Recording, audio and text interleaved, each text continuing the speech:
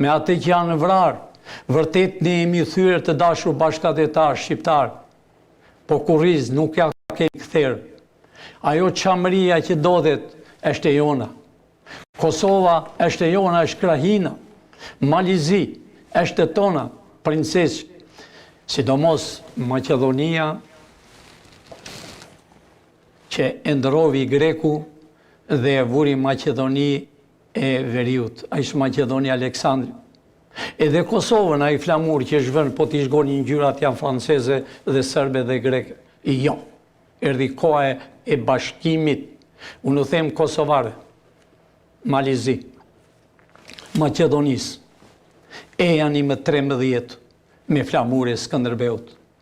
E janë kosovar që e doni Shqipërinë.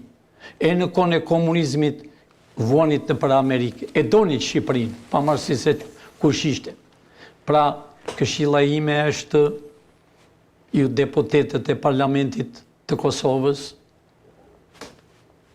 dohet qeveri teknike, dohet me deputet të ri, me ata deputet, edhe ata kanë vjedhur, si në Shqipëri, si Maqedonia, Malizi dhe Shqipëria kanë bërë të njëjtën, i kanë vjedhë Kosovarët, i kanë vjedhë Shqiptarët, u kanë nxjerrë fëmijët jashtë si në Kosovë, e në Maqedoni janë jashtë, por do vinë të rinjt, intelektualët dhe Kosova do t'jetë bashkë kryesorja e Shqipërisë me kufijnë natyrore.